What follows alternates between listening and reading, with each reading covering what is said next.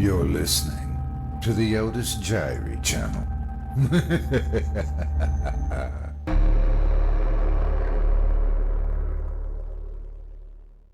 Chapter 8 Revelation. First thing Monday morning, Mark called in at Staff Nurse Hansen's office. She was sitting at her desk behind a large pile of papers. "My patient died Friday evening, I hear," he said sternly. "I'm afraid so," she answered matter-of-factly, and this annoyed him. "What's this I also hear about some relative or other visiting him who was there when he died?" he said accusingly, feeling the anger well up into a knot in his chest. "Yes, your information is quite correct. Where did you hear all this news, then?" she questioned sarcastically. "Is it strange for me to ask about it, then, Miss Hansen? He was not only my patient, but also my research work. I'm suspicious of this visitor, the one who visits him regularly. He just doesn't fit in, does he? Why did you tell Jane he was often here, yet I know nothing of it?"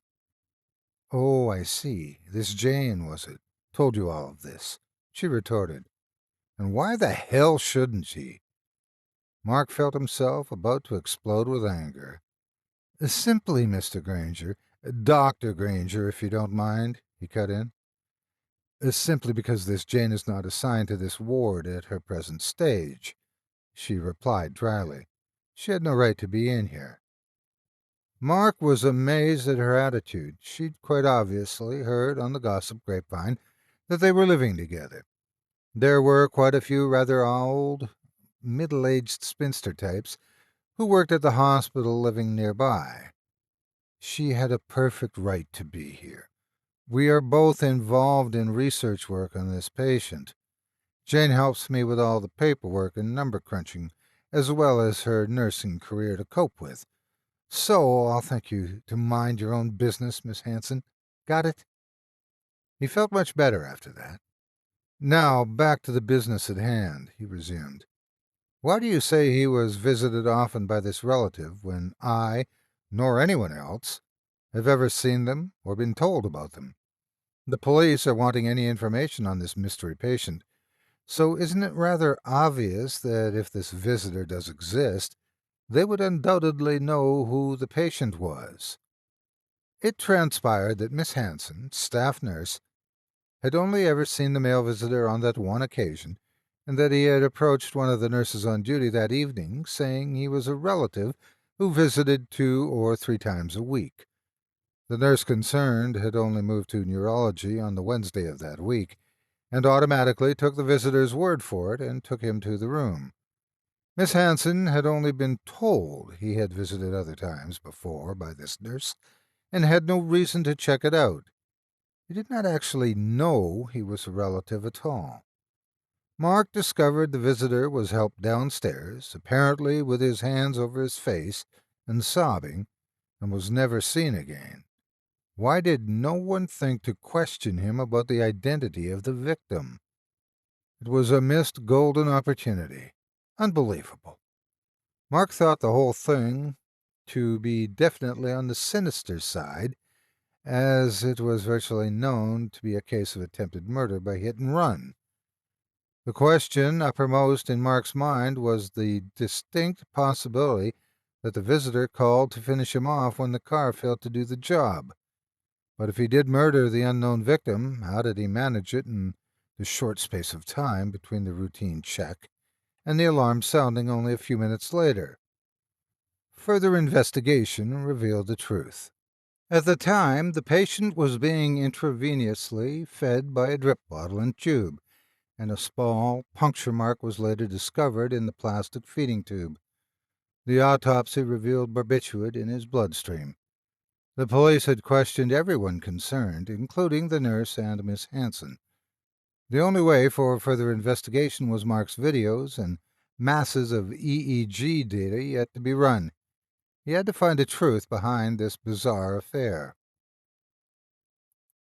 Mark and Jane's relationship improved dramatically over the next few weeks, and they decided to go out whenever they could and really enjoy themselves. The dream machine gathered dust, but the remaining data was still going to be looked at when they felt able to face it all again. But the most important thing was Mark's promise to Jane not to become obsessed with it again. The next data run was streamed into the machine a month later. Jane and Mark were now closer than they had ever been. The next batch was difficult to interpret. It showed the window frame, which had been seen many times before, but this time it appeared strangely different. The frame was not entirely clear despite the drug enhancement, and the space it enclosed was virtually blank. Every now and again a solid line came up into the bottom of the frame and went down again, sometimes at an angle relative to the frame. Mark thought back to the train journey sequence with the trees and stations moving past at some considerable speed, which had to be slowed down for him to realize that he was actually seeing. But this window frame sequence was entirely baffling. Why was there no view out of the window, if indeed it was a window this time? The solid, slow-moving part at the bottom sometimes remained hovering, as if a plank of wood was being held horizontally, and slowly moved about. It would even move up nearly to the top of the frame, blocking the otherwise bright area within the frame. If only he could have produced colored pictures, it would have made the task of interpretation so much easier. Or would it? He thought about it and came to the conclusion that there would quite likely be problems arising with a colored image. If a person does dream in color, there would have been tremendous technical problems to overcome in extracting that amount of information from the EEG trace signal. Colors would tend to bleed into one another, causing false color images of reduced clarity and definition. He considered that with everything taken into account, he was, in fact, better off with black and white, and the tonal grays in between as resolution is far better with a monochrome system. His mind flipped back to the analogy of a plank being held horizontally and wobbling about at the bottom of the frame. That was it. Horizontal. Horizon. The horizon. That was what it was. A moving horizon of a flat area of land or sea. Mark's overworked brain went into a higher gear. If it was the sea, he most probably was viewing it from a plane window, as that would also explain the indistinct window frame. The character of the dream involving two different types of window, the train carriage and the airplane windows, disallowed a distinct window frame image of the plane to form in his brain as it continually changed from a rectangle to the rounded type window of an aeroplane. The resultant image was then a mental mix of the two types of window frame within his recent memory, and so appeared in the dream as a blurred frame. Gradually, the jigsaw of important images were accumulating on videotape and described in the notebook, but also, and more importantly, the images had been identified. But the images Mark witnessed on one particular run made his senses reel. He would never forget them, and they would continue to haunt him for the rest of his days.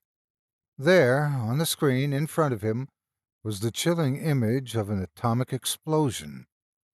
It remained on the screen for what seemed like an eternity, gradually changing the shape of its hideous upwelling mushroom cloud. This image was then replaced by the luggage trunk image several times together with flash frames of numbers. Mark sat rooted to his chair, unable to come to terms with the scene before him as Jane entered the room. Where had this man witnessed such a scene? Could he be remembering a film of an atomic explosion? But why had this awful image suddenly appeared to him, and how was it relevant to the previous images? Perhaps it was a personal nightmare which just popped into his head. It all seems very strange indeed, trying to piece together these different images. Mark muttered his thoughts out loud. Perhaps the luggage trunk blew up, suggested Jane. Good God! Perhaps that's it, shouted Mark. Come on, that's a bit far-fetched, isn't it? I was only joking. You know how the saying goes, many a true word spoken in jest. Okay, Jane, let's suppose for a moment that your idea is correct, that the trunk did contain a nuclear bomb. Why and where would it be detonated? Questioned Mark, slumping down in his seat, awaiting some sort of distant explanation. He was surprised to receive one. Well, that's easy. It's obvious, isn't it? Is it? Replied Mark tersely. How do you work that one out, then? Jane sat with her elbows on the table with her face squashed up in her palms, looking intensely thoughtful. Well, the trunk has appeared on the screen before and now after the explosion. It sort of ties the two images together somehow. And the numbers, she said excitedly. Yes, that's it. The numbers. You said they only appeared for a brief moment, didn't you? They could represent the settings on the bomb's control panel. We are only seeing the image in the man's mind as he generated it, and not necessarily as it actually was. I think that the numbers only appeared very briefly in his mind because he dreaded them and didn't want to associate them clearly with the actual bomb in the trunk because he knew he had to eventually arm the device. And the bomb, Mark, is somewhere in or under the Kremlin in a service tunnel. Remember the Kremlin image and the pipes and the torchlight? Mark agreed the visual evidence was convincing. But couldn't the whole dream sequence be a fantasy in his head that didn't actually happen at all? Jane had to agree that this could indeed be the truth. How can we know the truth from fiction? If it is the truth, we really ought to tell the authorities, don't you think? She reasoned. Mark looked decidedly worried.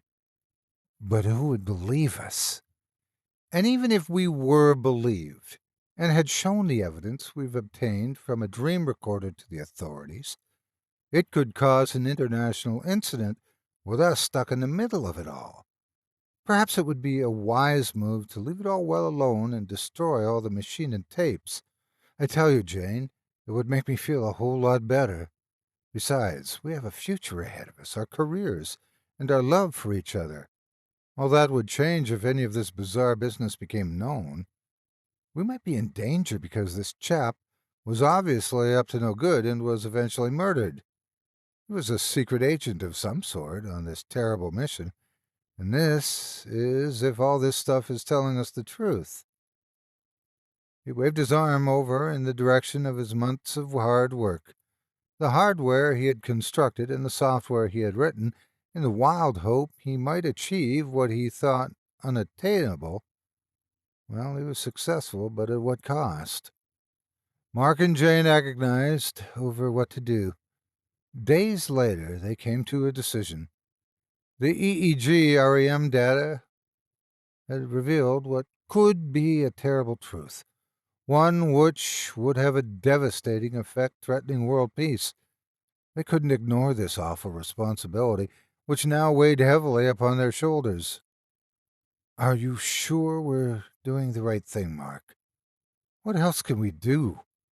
We've said we can't sit back and ignore it. Mark was showing signs of irritability, obviously caused by the stress they were both enduring, together with their demanding careers, which could very soon be threatened, as well as their own relationship, which was too good to destroy. Anyway, where would we go to reveal all this secret information? Remarked Jane. I'd been thinking about that one. There's really only one person I could go to. Carlston. For one thing, he's my boss, and I really should have told him about my work on the device from the beginning. He might find out about it all anyway, and I need to be the first to tell him. After all, it is a medical breakthrough which would boost my career prospects and Carlston's no end. Yes, I must tell old Carlston. He won't believe a single word of it. A smile broke out across Mark's face as he said it. The first Jane had seen for some time. It was as though Mark had suddenly relaxed now that he'd come to a decision at long last.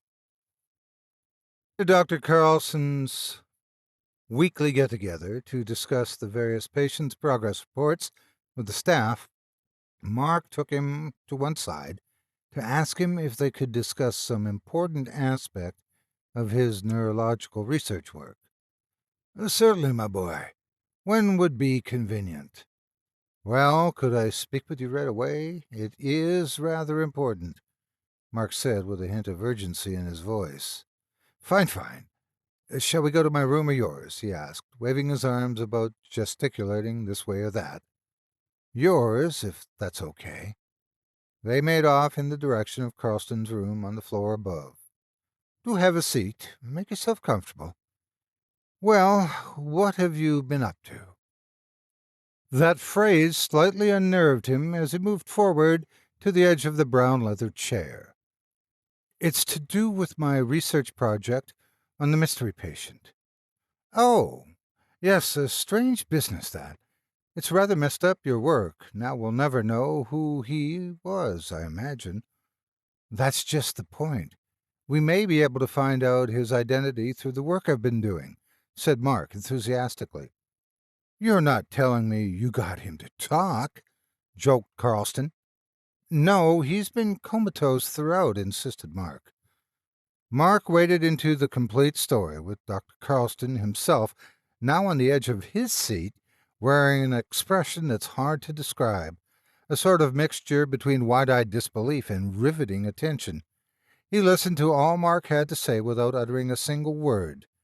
Beads of sweat had gathered on Mark's hairline, making him feel even more uncomfortable than he already was, anticipating Carlston's reaction to what must have sounded like the science fiction ramblings of a madman. I've got to believe you, haven't I? He finally found the words to say. Well, yes, you have. I've all the proof back at my flat. Oh, I'd really appreciate it if you could come over and see it all for yourself, he said, half expecting his boss to burst out laughing at such a ludicrous story. Keep me away? You are sure this isn't an enormous practical joke that I'm falling for? I mean, it isn't something you've cooked up for Rag Week at your old college, is it? I only wish it was, Dr. Carlston. I only wish it was as simple and as light-hearted as that. Mark's eyes lost contact with his, and he stared at the floor, relieved that at last he had told someone who was prepared to believe him. Carlston stood up abruptly, and he moved across to the window, staring out across the open countryside, his eyes briefly following the Cambridge to London train in the middle distance. Without turning, he spoke with a serious tone. How many other people know about this? Only one, my girlfriend, who is a nurse here. In fact, I don't think I could have managed it without her help. She wouldn't have told anyone. It's an obvious understanding between us, especially so because of the nature of the material. Quite so, he repeated. Right then. You're not the sort of fellow who would make up such a story and then to tell it to your superior. It would completely damage your credibility as a doctor. Indeed, I must say I have been altogether an admirer of your work here. New ideas and the ability to see them through is what is needed to progress in medical science. But you've certainly surpassed yourself with this one. They shook hands and arranged to meet at Mark's flat that evening.